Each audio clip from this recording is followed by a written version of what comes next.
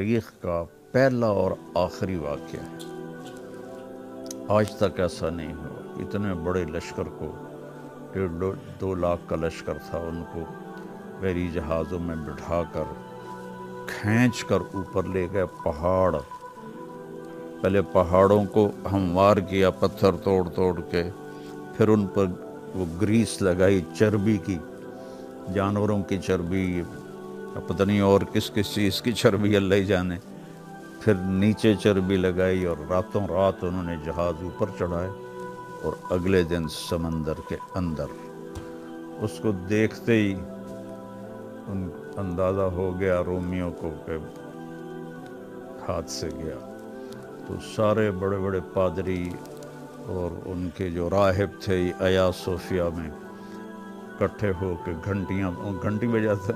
گھنٹیاں بجا رہے اور دعائیں کر رہے، لیکن اللہ تعالیٰ نے محمد فاتح کے مولانا طارق جمیل صاحب کے بیانات سننے کے لیے ہمارے اس چینل کو سبسکرائب، لائک، کمنٹ، شیئر لازمی کیجیے تاکہ ہماری آنے والی ہر ویڈیو آپ تک بآسانی پہنچ سکے۔ تو چونکہ ابھی ہمارا موضوع ہے آیا صوفیہ مسجد، تو یہ رومن بادشاہوں نے بنائی، تو ان کی تھوڑی سی پچھلی تاریخ میں آپ کو دیتا ہوں۔ روم ایک بہت بڑا شہر ہے، ہم وہاں گئے بھی ہیں، گئے تھے نا؟ ہاں۔ تو شروع میں عیسیٰ علیہ السلام کے آنے سے کئی سو سال پہلے یہ 6-7 دیہات تھے، قریب، اور اس میں لاطینی لوگ رہتے تھے۔ یہ ابتدا ہوئی ہے روم کی، کہ شہر کی، اس کی سلطنت کی، اس کے عروج کی، ان 7 دیہاتوں سے۔ تو روم کی ایک بہت بڑی سلطنت وجود میں آئی جس نے آدھی سے زیادہ دنیا پر حکومت کی۔ پھر 4 صدی میں، یعنی عیسیٰ علیہ السلام کی 308-9 عیسوی میں 2 حصوں میں تقسیم ہو گئی رومن امپائر، ایک ویسٹرن، ایک ایسٹرن۔ جو ویسٹرن تھی وہ 470 عیسوی میں جرمن کے وحشی قبائل نے تباہ کر دی اور وہ اس کا خاتمہ ہو گیا، اور وہاں دوسری بادشاہتیں چلنے لگیں۔ اور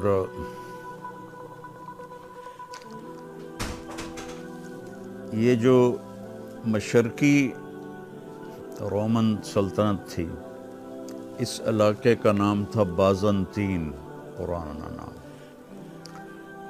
تو قسطنطین جب بادشاہ بنا تو اس نے سب سے بڑی سلطنت بنائی، اور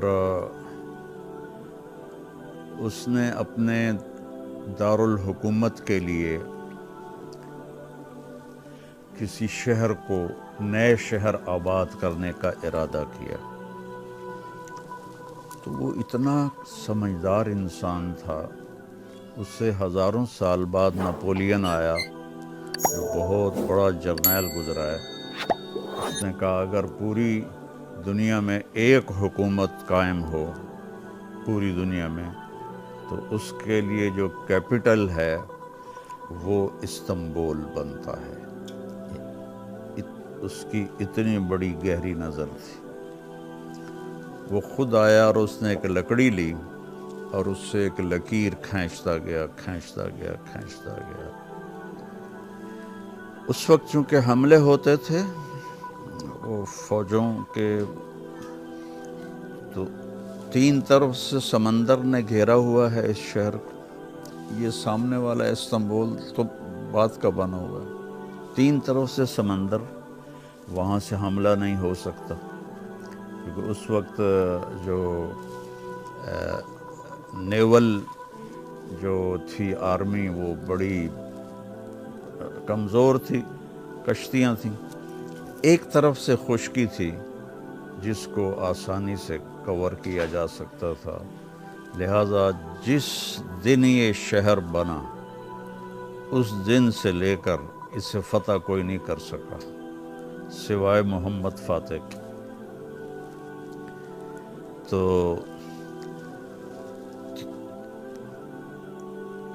اس کے بعد اس نے عیسائی مذہب قبول کر لیا، قسطنطین نے۔ اس نے اس کا نام رکھا نیو روم، نیا روم، اصل روم تو ادھر تھا، اس کا نام رکھا نیو روم، لیکن پھر بعد میں بدل کے اپنے نام پر قسطنطینیہ، یہ ہمارے ملک میں پڑھتے ہیں قسطنطنیہ، یہ ہے قسطنطینیہ۔ تو اس نے 330 عیسوی میں ایک گرجا بنایا لکڑی کا، یہ جو آیا صوفیہ ہے یہ لکڑی کا ایک گرجا بنایا گیا تھا۔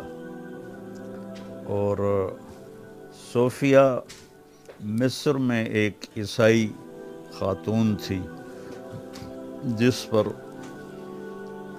وہاں کے بت پرست بادشاہ نے بہت زور لگایا کہ وہ اپنا مذہب چھوڑ دے، تو اس نے انکار کیا، تو اس پر اس کو بہت عذاب دیے، سزائیں دیں اور قتل کر دیا۔ تو یہ خبر اس وقت، یہ چونکہ قسطنطین اپنے وقت کا سب سے بڑا بادشاہ تھا، اور عیسائیت اس نے قبول کر لی تھی، تو اس نے پھر اس کا نام صوفیہ رکھا، صوفیہ، اس عورت کے نام پر صوفیہ۔ 530 عیسوی میں وہ جل گیا، 330 اور 200 سال کے بعد اس کو لکڑی کا تھا، اس کو آگ لگ گئی۔ اس وقت جو بادشاہ تھا اس کا نام بھی قسطنطین تھا، جو اس وقت بادشاہ تھا۔ اس نے کہا میں نے ایک ایسا گرجا بنانا ہے جو سلیمان علیہ السلام کے ہیکل کو بھی پیچھے چھوڑ دے۔ تو 7 سال 10,000 مستری مزدور اس پر کام کرتے رہے، اور اس کے جو وہ ابھی آپ دیکھیں گے اوپر ٹاپ کے جو کتنے ہیوی ویٹ ہیں، وہ کتنی دفعہ گر جاتا تھا، وہ جوڑتے تھے، وہ وزن کی وجہ سے گر جاتا تھا۔ تو پتہ نہیں پھر اس زمان آپ 530 عیسوی کا اندازہ لگائیں، آج 2024 ہے، تو وہ کیا آرکیٹیکٹ تھا، اور وہ بازو کی طاقت تھی جس سے انہوں نے اس کو آخر کرتے کرتے وہ اس میں کامیاب ہو گئے، اور 7 سال میں یہ 10,000 مستری مزدوروں اور انجینئرز کی مدد سے یہ گرجا وجود میں آیا۔ تو اس کو جب اس نے دیکھا نا، تو اس نے کہا آج میں نے سلیمان علیہ السلام کے ہیکل کو پیچھے چھوڑ دیا ہے، اور بات بھی اس کی ٹھیک تھی۔ وہ ہیکل سلیمانی تو اب ہے ہی کوئی نہیں، پتہ نہیں، ہو سکتا ہے اس سے بھی خوبصورت ہو، لیکن جو اس کے آثار باقی تھے اس کے لحاظ سے وہ ٹھیک کہہ رہا تھا۔ تو 530 سے 537 میں کتنے کو انسانی آرکیٹیکٹ کی ترقی تھی کہ یہ چیز اور وہ نقش و نگار کس طرح انہوں نے بنائے۔ آپ دیکھو گے تو پھر آپ کو 530 کی طاقت کا پتہ چلے گا. اس وقت یہاں کون سے ایسے اسباب تھے. تو پھر یہ سب سے بڑا عیسائیت کا گڑھ بن گیا. عیسائیت کا ویسے تو گڑھ تھا فلسطین، جہاں عیسیٰ علیہ السلام تشریف لائے، اور جہاں سے ہمارے نزدیک تو ان کو اٹھا لیا گیا، ان کے نزدیک پھانسی ہو گئی.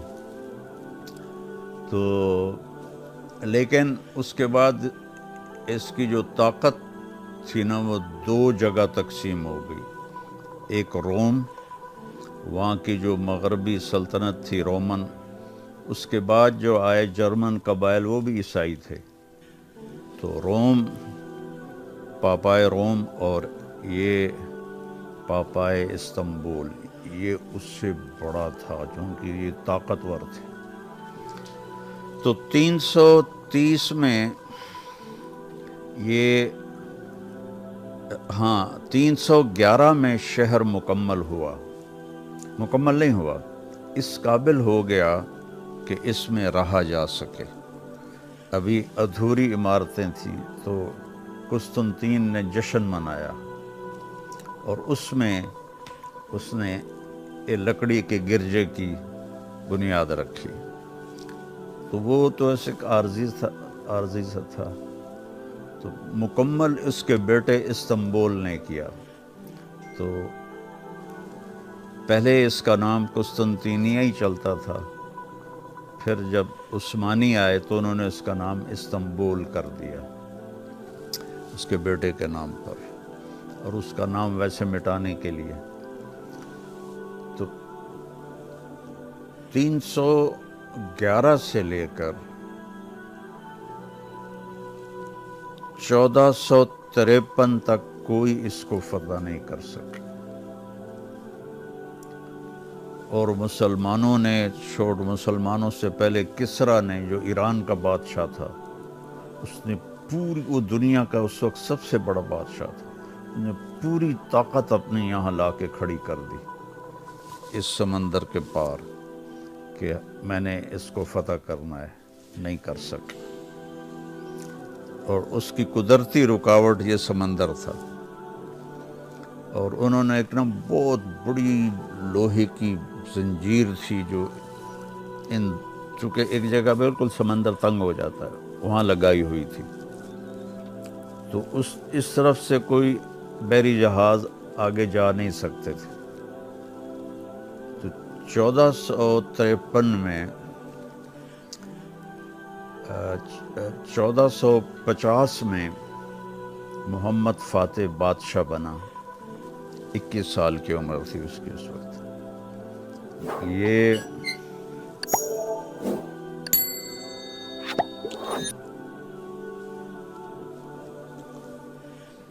تو غرل خیر بعد میں پھر اس کی تاریخ بتاؤں گا. تو اس نے آپ نے بشارت دی تھی کہ پہلا لشکر جو روم کے اس کے کیسر کے شہر پہ حملہ کرے گا وہ جنتی ہوگا، بخشا جائے گا، اور جو اسے فتح کرے گا اس کے لیے جنت واجب ہو جائے گی. تو ہر دور میں اس پر حملے ہوتے رہے. جب مسلمان طاقتور ہو گئے ناکام رہے. حضرت معاویہ رضی اللہ عنہ کے دور میں بھی اس پر حملہ ہوا، اس کے بعد عمر بن عبدالعزیز کے دور میں بھی اس پر حملہ ہوا، اور اس کے بعد عثمانی ترکوں نے اس پر بڑے حملے کیے، کوئی کامیاب نہیں ہوا. تو محمد فاتح نے کہ نصیب میں اللہ نے یہ لکھا تھا. تو جب اس کی عمر 24 سال کی ہوئی تو اس نے لشکر تیار کر لیا. 3 سال اس نے تیاری میں لگائے، اور سارے لشکر میں کوئی بے وضو نہ رہے. دیکھو تیاری کیسے ہو رہی، باقی سارا کچھ ہو، اور سب روزہ رکھیں، اور سب رات کو اللہ سے مانگیں. حالانکہ جنگ کی حالت میں تو روزہ بھی نہیں رکھتے، لیکن سارا لشکر اتنے جوش میں تھا اللہ کے نبی کی بشارت کی وجہ سے. دن میں روزہ رکھ رہے تھے، رات ساری اللہ کے سامنے روتے تھے اور تیاری کرتے تھے۔ اب جو سب سے عجب، آج تک تاریخ حیران ہے، مورخ حیران ہے، محمد فاتح کو اللہ نے ترکیب سجائی کہ سمندر کی طرف سے حملہ کریں، تو کیسے حملہ کریں؟ سامنے پہاڑ تھے اور سمندر کے راستے سے جائیں تو آگے ان کی وہ زنجیریں تھیں، ان کو پار کرنا ممکن نہیں تھا۔ تو اس نے پہاڑوں کے اوپر چربی لگوانی شروع کی۔ کہاں سے اتنی چربی اکٹھی کی کچھ پتہ نہیں، سارے پہاڑ کے اوپر اور چربی لگا دی، اور پھر جہازوں کو رسے ڈال کے ان کے اوپر کھینچ کے وہ ہو گیا نا، گریس ہو گئی تو اس کے اوپر بحری جہازوں کو کتنے ہزاروں لاکھوں لوگوں نے کھینچا اور کھینچ کر ان کو چوٹی پر پہنچایا اور پھر وہاں سے نیچے سمندر میں ڈالا۔ تو جب صبح ہوئی تو استنبول والوں نے دیکھا کہ پورا بحری بیڑا سمندر میں آ چکا ہے۔ تو اس طرف وہ جو قلعے کی دیوار تھی وہ بھی کمزور تھی، اور اتنا کوئی انہوں نے حفاظتی نظام بھی نہیں بنایا ہوا تھا۔ تو سب کے ہوش اڑ گئے کہ یہ کیا ہوا، یہ کیسے ہوا؟ یہ دنیا کی تاریخ کا پہلا اور آخری واقعہ ہے، آج تک ایسا نہیں ہوا۔ اتنے بڑے لشکر کو، 1.5-2 لاکھ کا لشکر تھا، ان کو بحری جہازوں میں بٹھا کر کھینچ کر اوپر لے گئے پہاڑ۔ پہلے پہاڑوں کو ہموار کیا پتھر توڑ توڑ کے، پھر ان پر وہ گریس لگائی چربی کی، جانوروں کی چربی، پتہ نہیں اور کس کس چیز کی چربی اللہ ہی جانے، پھر نیچے چربی لگائی، اور راتوں رات انہوں نے جہاز اوپر چڑھائے، اور اگلے دن سمندر کے اندر۔ اس کو دیکھتے ہی اندازہ ہو گیا رومیوں کو کہ ہاتھ سے گیا۔ تو سارے بڑے بڑے پادری اور ان کے جو راہب تھے آیا صوفیہ میں اکٹھے ہو کے گھنٹیاں بجا رہے اور دعائیں کر رہے، لیکن اللہ تعالیٰ نے محمد فاتح کے مقدمے، صرف 24 سال کی عمر، ہمارے مولانا علی صاحب 24 سال کے اس عمر میں، تو وہ انہوں نے دیوار توڑ دی توپوں سے، کیونکہ دیوار کمزور تھی۔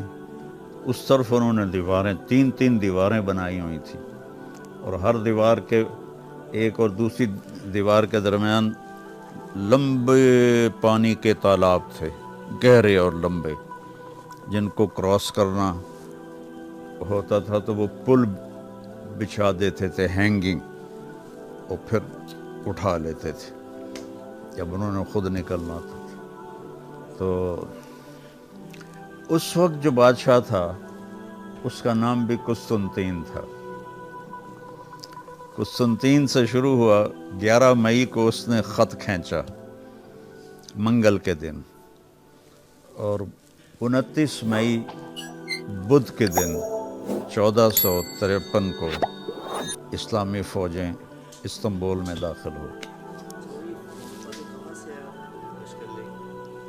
یہ سامنے ترکی، ایشیا کا ترکی، عثمانی سلطنت قائم تھی نا، ایشیا کا جو ترکی ہے اس سے آگے تک ان کی حکومت جا چکی تھی، تو وہ صرف یہ استنبول جو تھا یہ قبضے میں نہیں تھا، نہ ہی ان پر کوئی قبضہ کر پایا تھا۔ تو جب وہ داخل ہوا تو بدھ کا دن تھا، تو اس نے جمعے کا دن طے کیا آیا صوفیہ جانے کے لیے، پہلے دن داخل نہیں ہوا، اور جمعے کے دن وہ اس میں داخل ہوا اور اس نے وہاں پہلی جمعے کی نماز وہاں اپنے جو بھی اس وقت تھے عالم ان سے پڑھوائی اور اسے مسجد بنانے کا اعلان کیا۔ تو اس کے حسن اور خوبصورتی میں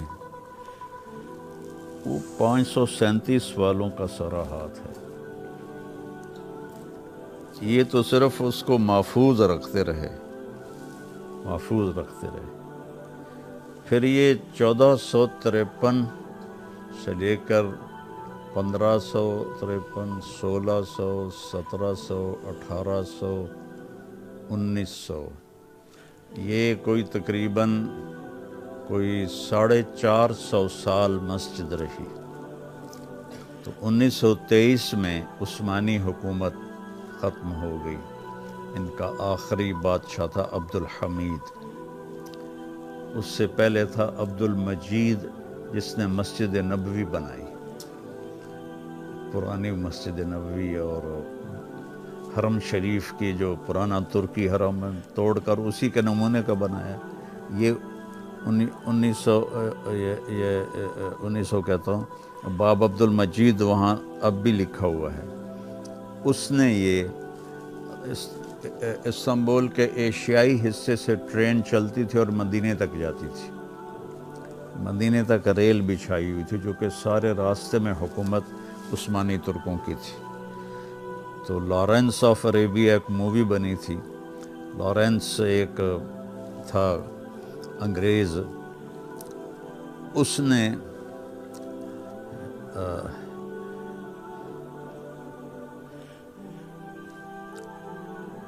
ان شریف مکہ کو ابھار کے اور بغاوت کروا دی عثمانی ترکوں کے خلاف، اور وہ ریلوے لائن توڑ دی، اور پھر عثمانی سلطنت بھی کمزور ہو چکی تھی اس وقت۔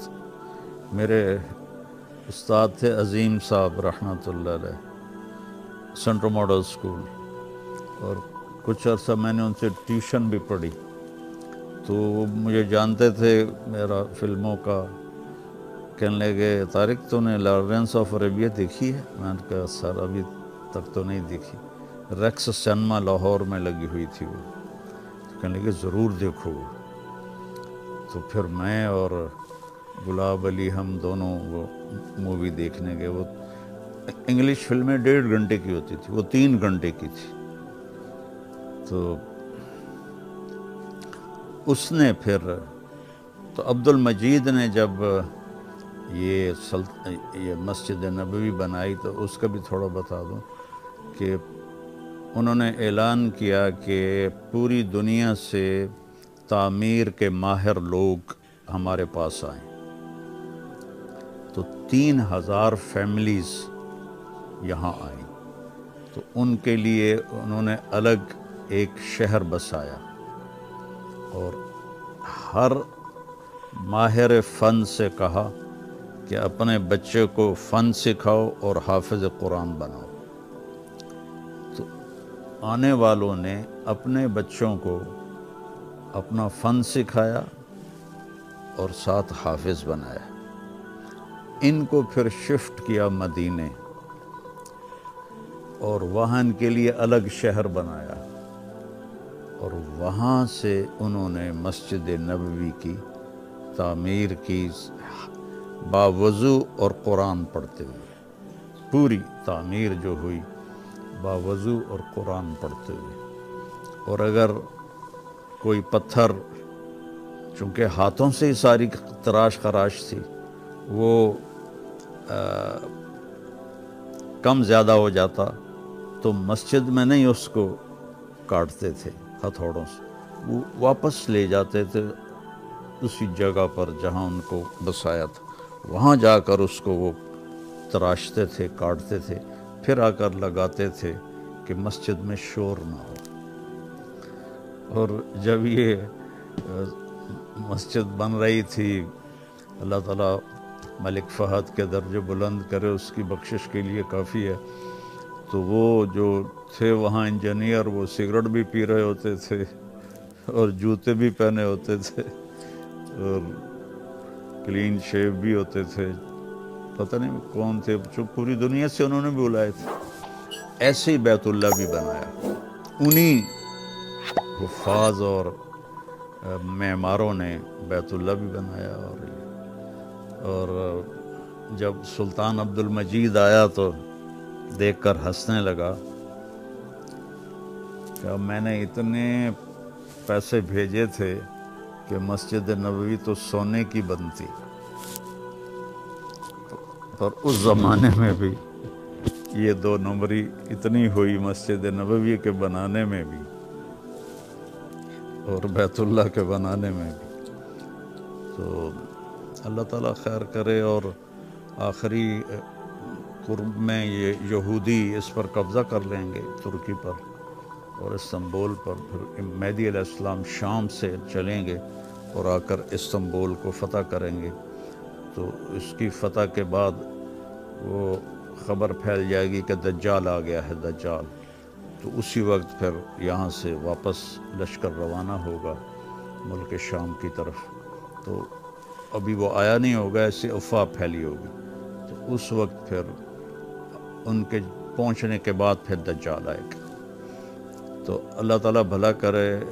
طیب اردگان کیسے میرے خیال میں 2021 میں اس کو مسجد میں تبدیل کیا، بہت مخالفت ہوئی لیکن اس نے اس کو مسجد میں تبدیل کیا۔ اور مسرور انور کا شعر ہے، ٹھہر جاؤ آنکھوں میں تھوڑا سا دم ہے، انہیں دیکھ لیں ورنہ حسرت رہے گی۔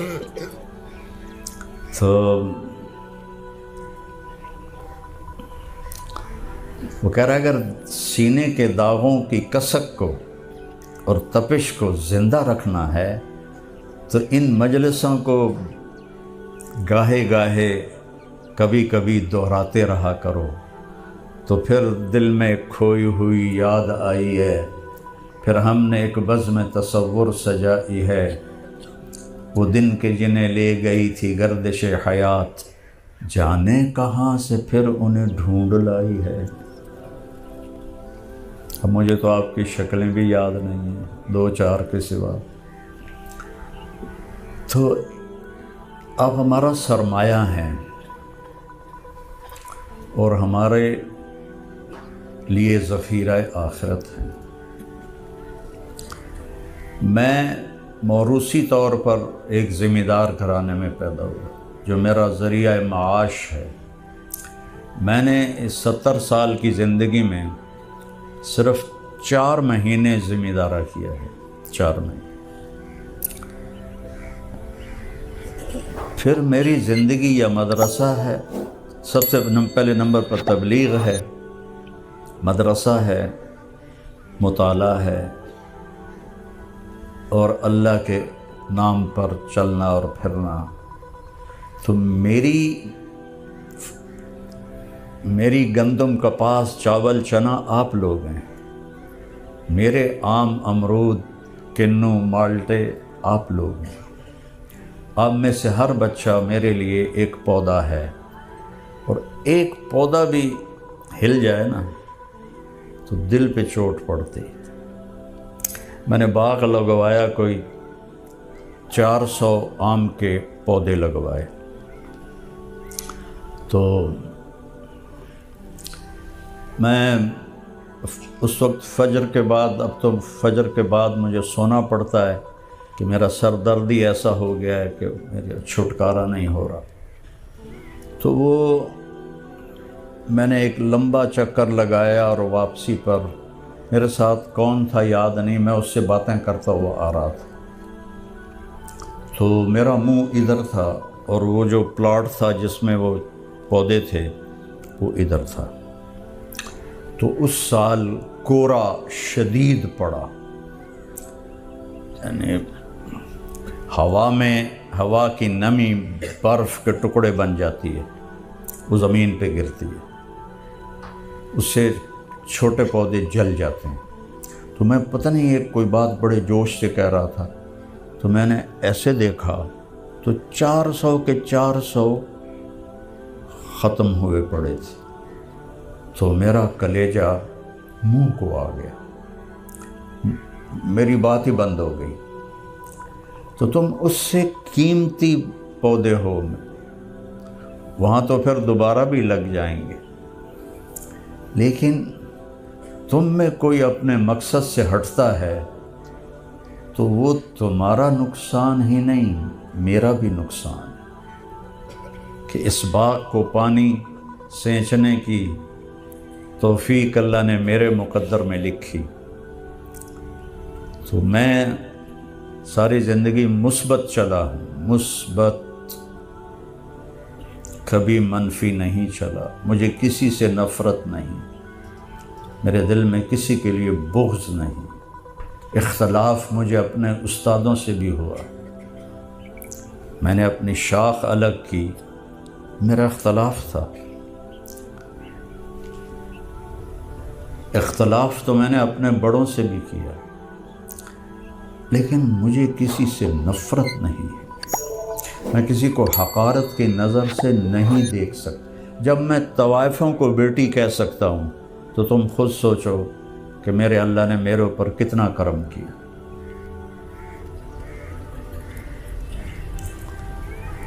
ان کی میں نے شادیاں کروائیں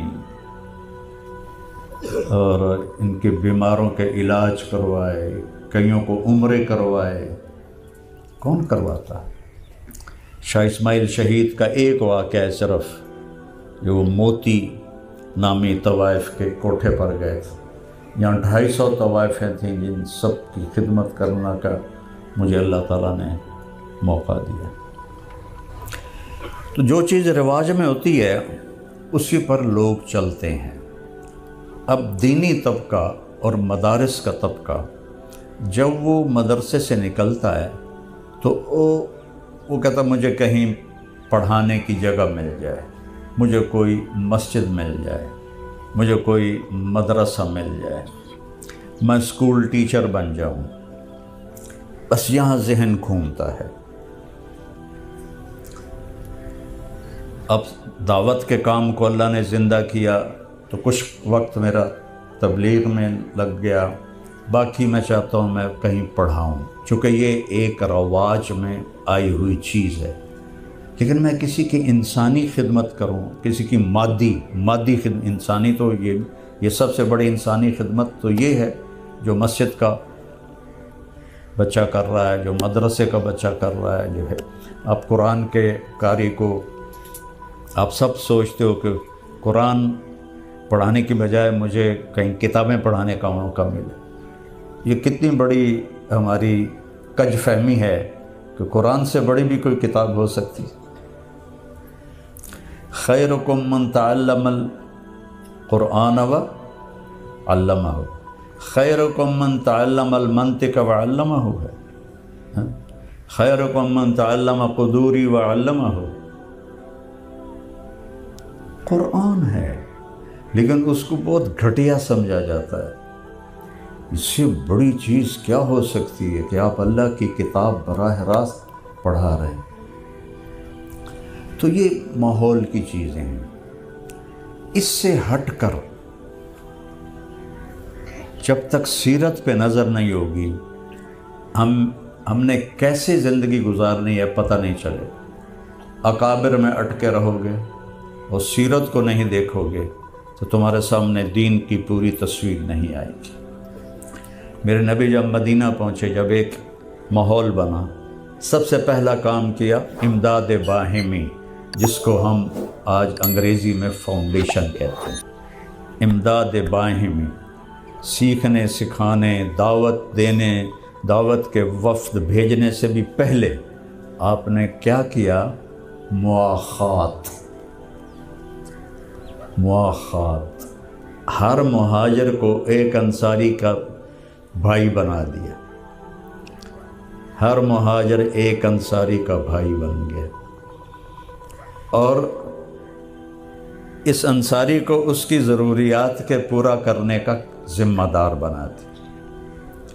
اور وہ یہاں تک گئے کہ ابو طلحہ رضی اللہ تعالیٰ عنہ جس کے بنے ساتھی اس سے کہنے لگے میری 2 بیویاں ہیں، میں ایک کو طلاق دے دیتا ہوں اور یہ دونوں ہیں، جو تجھے پسند ہے وہ لے لے، میں اس کو طلاق دے دیتا ہوں۔ یہاں تک مواخات قائم تھی۔ تو انسان کی مادی ضرورتوں من لم یہتم بامور امتی فلیس منی، اور یہاں امور امتی سے مراد اس کی دنیاوی ضرورتیں ہیں۔ تو سب سے پہلے آپ نے مواخات قائم کی، پھر اس کے بعد اصحاب صفہ پہ سب کا دعویٰ ہے۔ خانقاہ والے کہتے ہیں یہ پہلی خانقاہ تھی اصحاب صفہ، مدرسوں والے کہتے ہیں یہ پہلا مدرسہ تھا، تبلیغ والے کہتے ہیں یہ پہلے پوری زندگی کے لیے فارغ تھے دعوت کے لیے۔ تو جب ہر ایک اجتہاد کر رہا ہے تو میں بھی اجتہاد کر رہا ہوں کہ یہ پہلی فاؤنڈیشن ہے جو میرے نبی نے بنائی، اصحاب صفہ۔ اور اصل بات یہ ہے یہ سارے کام کرتے تھے، ذکر بھی کرتے تھے، سیکھنا سکھانا بھی ہوتا تھا اور جہاد بھی ہوتا تھا، لیکن یہ اس کے لیے نہیں تھے۔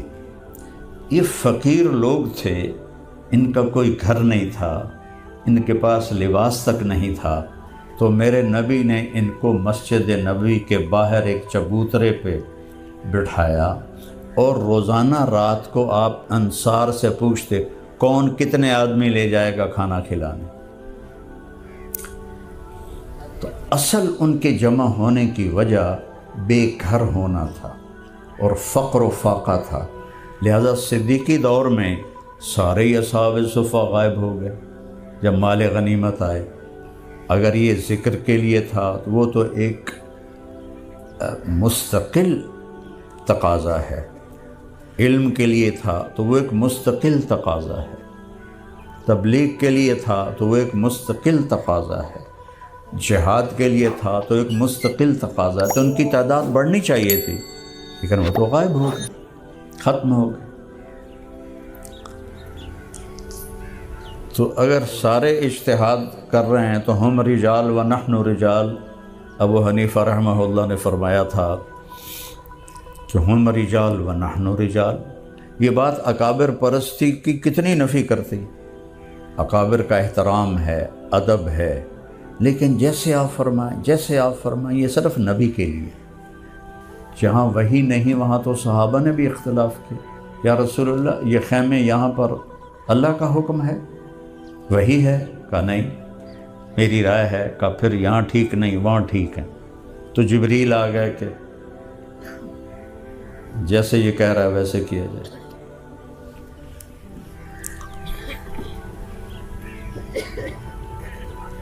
آپ نے 2 رکعت عصر کی نماز پڑھا دی تو سب خاموش، تو ذوالیدین کھڑے ہو گئے، اقصرت الصلاۃ ام نسیت یا رسول اللہ؟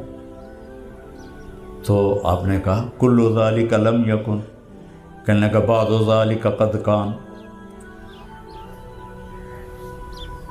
تو آپ نے پوچھا اصدق ذوالیدین؟ قالوا نعم یا رسول اللہ، صلیت بنا رکعتین، آپ کھڑے ہوئے اور 2 رکعت مزید پڑھائی، جیسے آپ فرمائیں صرف نبی کے لیے۔ تو اپنے اصحاب صفہ کو جمع کرتے، حضرت سعد بن عبادہ 40 آدمیوں کو لے کے جاتے تھے، کوئی 1 کو، کوئی 2 کو، کوئی 10 کو۔ یہ چونکہ بڑھتے گھٹتے 150-200 تک ان کی تعداد رہی اور پھر آخر میں گھٹتے گھٹ گئی، تو وہ کبھی سب کو ساتھ لے جاتے تھے۔ تو یہ کام کسی مشہور علمی یا تبلیغی جو علم سے منسوب ہو، تبلیغ سے منسوب ہو، اس نے یہ کوئی نہیں کیا، آپ کو کہیں نہیں ملے گا۔ اور یہ جو یوسف بتا رہا تھا، اس نے بہت بعد کی بات شروع کی ہے۔ میں جب رائمنڈ پڑھتا تھا تو میں نے اس وقت سے یہ کام شروع کیا تھا کہ بنگلہ دیش کے جو لڑکے تھے ان کا کوئی کسی قسم کہیں سے بھی نہیں تھا ان کے پاس پیسہ آنے کا ذریعہ، میں ان کو اپنے جیب خرچ سے پیسے دیتا تھا۔ میں نے وہاں سے شروع کیا، اور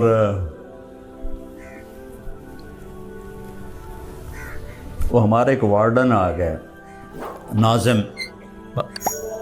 ناظم ہاسٹل، طالب صاحب رحمۃ اللہ علیہ۔ ابھی پرسوں میں نے ان کو خواب میں دیکھا، تو بڑے سخت، ماشاءاللہ میری بڑی پٹائی ہوئی ہے ان کی، شاید ہی کسی اور کو یہ شرف حاصل ہوا۔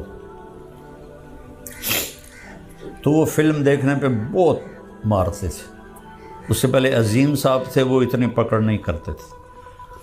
تو ایک فلم آئی fall of the Roman empire, وہ بھی پلازا سینما پر لگی ہوئی تھی، تو اس کی پہلے بکنگ ہو رہی تھی۔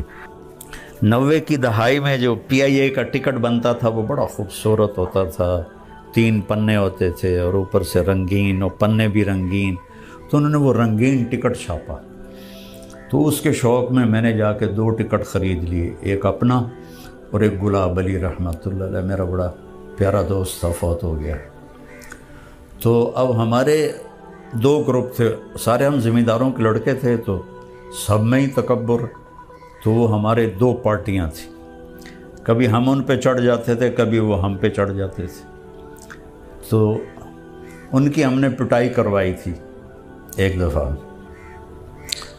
تو اب میں شو بازی میں ٹکٹ دکھانے لگے گا، ٹکٹ دیکھو بھائی، ٹکٹ دیکھو، تو ٹکٹ ہی ایسا تھا، ورنہ ادھر عام سینما میں تو اتنی سی پرچی ہوتی تھی۔ وہ ان کو پتہ چل گیا، انہوں نے مخبری کر دی، اور میں اور گلاب علی بڑے مزے سے پلازا سینما کی گیلری میں بیٹھے فلم دیکھ رہے تھے۔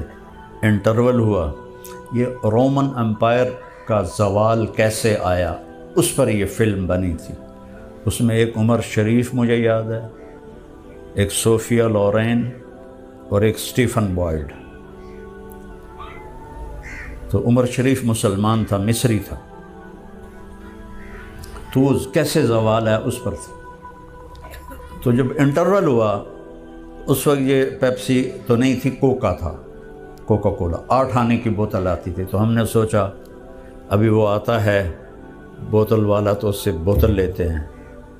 تو اتنے میں میری نظر پڑی دروازے پر، تو ہمارے جو نائب وارڈن تھے وہ اندر تشریف لا رہے، اشرف صاحب۔ میں کہا گلاب علی مر گئے، وہ ہے اشرف آ گیا ہی۔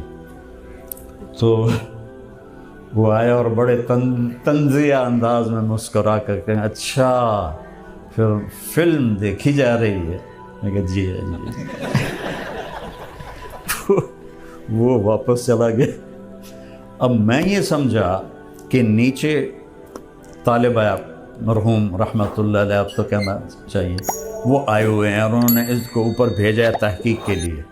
میں کہا گلاب علی لگتا طالب ہیٹھا ہیں، تو اسی تھائیں اپنا سوٹے مار دیونا ہے، چل اٹھیے نسیے۔ تو ایک عقبی دروازہ تھا سینما کا، ادھر ہم نے دوڑ لگائی۔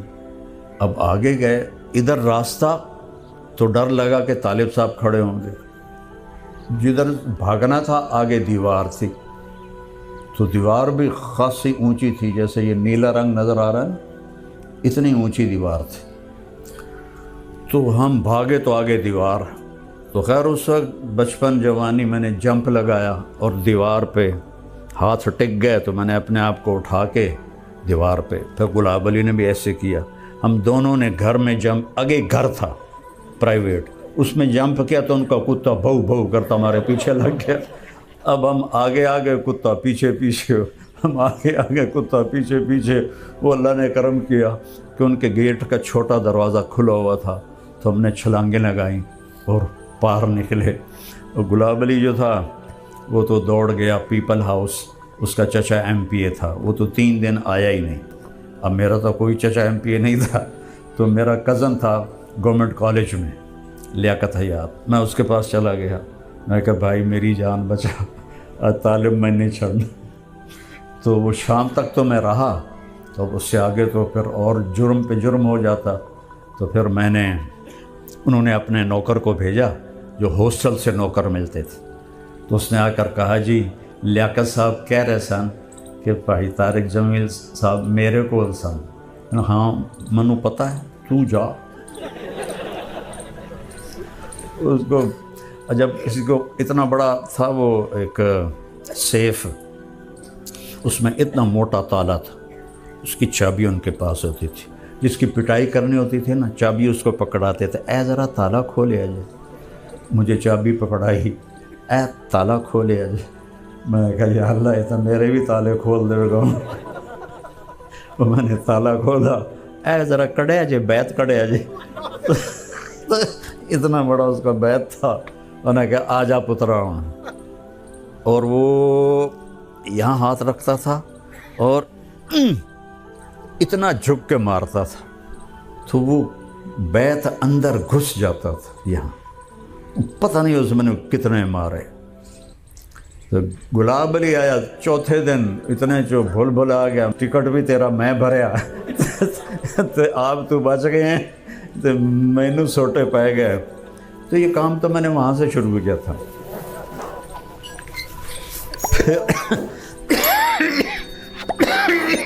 پھر جب اللہ نے مجھے تبلیغ میں لگایا تو میں رائمنڈ میں ان بچوں کی مدد کرتا تھا، بچے کے سب فوت ہو گئے۔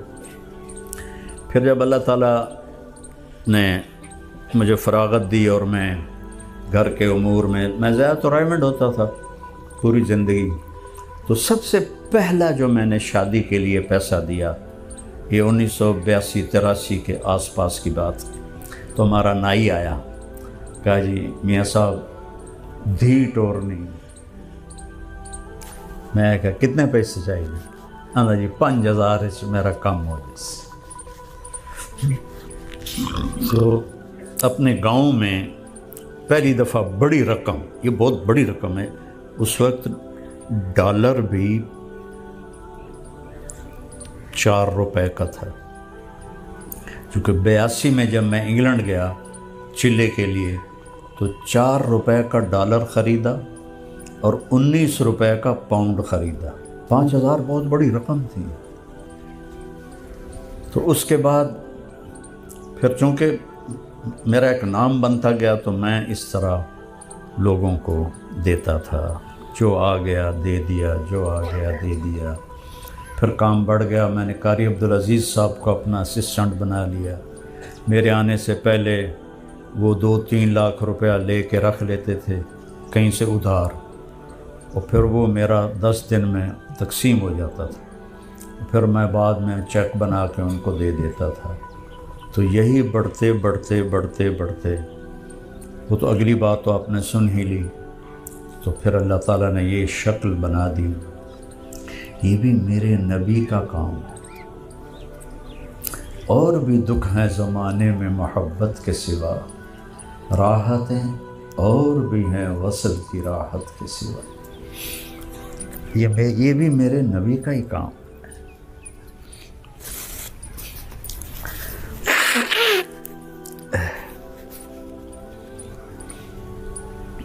لیث بن سعد رحمۃ اللہ علیہ امام مالک کے ایسے پائے کے آدمی ہیں، علم میں ہو سکتا ہے تھوڑا اوپر ہی ہوں، لیکن مقدر امام مالک کا بڑا تھا، ان کو شاگرد ملے ایسے۔ پھر دوسرا وہ مدینہ میں تھے تو ان کا علم پھیل گیا۔ لیث بن سعد مصر میں تھے، مصر کوئی علمی مرکز نہیں تھا، تو اس لیے ان کی بات وہ اس طرح نہیں چل سکی۔